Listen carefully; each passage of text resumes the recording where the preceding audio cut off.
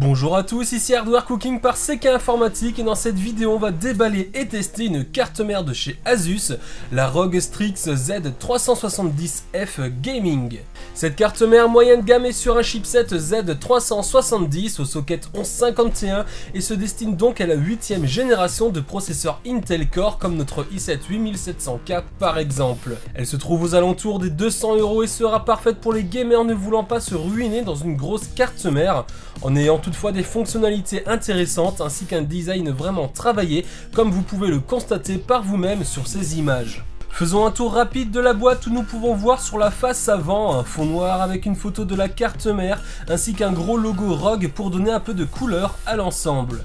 Sur l'arrière, on va retrouver comme à chaque fois quelques détails sur la connectique de la carte ainsi que quelques fonctionnalités de celle-ci comme par exemple la compatibilité Aura Sync pour la barre RGB ou le système de refroidissement intégré pour un SSD au format M2. Déballons maintenant cette boîte et découvrons son bundle. On retrouve bien entendu la plaque IO Shield, 2 sachets contenant chacun 2 câbles SATA 3, une rallonge RGB pour les LED, des colliers de serrage pour parfaire votre câble management, une sonde thermique, une rallonge RGB de 80 cm, le pont SLI, un kit d'installation CPU, un support de ventilateur Asus, un sachet de vis pour la fixation des éléments 3D, le CD d'installation des drivers et logiciels, un sachet de vis pour la fixation des SSD au format M2, une plaque d'autocollant à l'effigie de la marque, une fiche d'information de sécurité, un guide de démarrage rapide et enfin cette petite joyeuseté à accrocher sur votre poignée de porte. Au niveau des caractéristiques techniques, nous sommes donc sur une carte mère au chipset Z370, acceptant donc les processeurs Intel de 8ème génération. Cette carte dispose d'un format ATX, elle accepte la mémoire DDR4 allant jusqu'à 4 GHz pour une capacité totale de 64 Go par slot. Nous avons à disposition deux ports PCI Express 3.0 en 16X acceptant le Crossfire et le SLI, mais aussi un dernier PCI Express en 16X branché en 4X. Et enfin nous avons aussi 4 PCI Express en 1X. Pour les périphériques de stockage, nous disposons de 6 ports en SATA 3 ainsi que 2 ports au format M2 dont un refroidi directement avec le radiateur du chipset. Radiateur qui au passage est vraiment réussi, notez que sur cette carte mère, le port USB 3.0 pour le front panel ne se situe pas sous l'alimentation carte mère mais en bas à côté de tous les autres ports USB internes.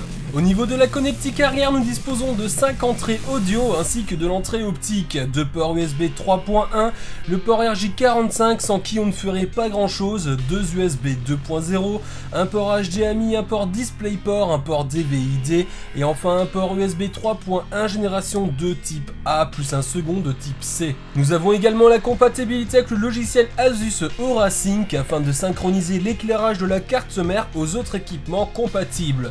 Notez que sur cette carte, nous avons seulement une grosse barre RGB qui se situe au niveau du cache de la connectique arrière, barre RGB qui offre des effets vraiment réussis. Pour tester cette carte mère, nous avons testé les capacités d'overclocking automatique via le BIOS et via le logiciel Asus Dual Intelligent Processor 5.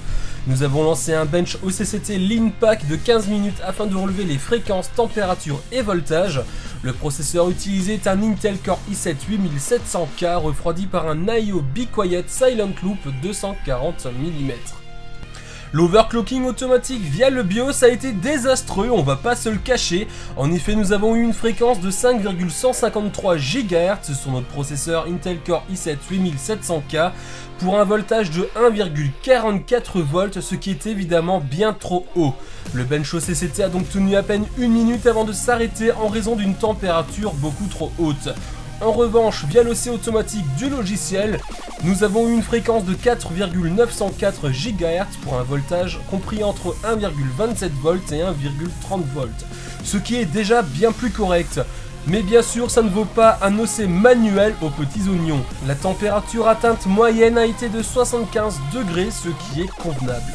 Pour conclure cette vidéo, cette carte mère nous offre réellement de très bonnes prestations avec un bon niveau d'équipement pour une carte mère moyenne gamme qui se négocie aux alentours des 200 € en moyenne. En effet, nous avons des fonctionnalités intéressantes comme le port M2 qui est refroidi directement via le radiateur du chipset ou encore la barre RGB qui est très réussie, le tout sur une carte mère qui a un design qui est vraiment très agréable à regarder. En conclusion, nous ne pouvons que vous recommander cette carte qui est vraiment réussie. Vous pouvez retrouver ce test sur notre site www.hardwarecooking.fr. Je vous mets le lien dans la description. Surtout, n'hésitez pas à vous abonner si cette vidéo vous a plu. Mettez un petit pouce en l'air, commentez, c'est gratuit, ça fait plaisir. Sur ce, je vous dis à bientôt pour une prochaine vidéo.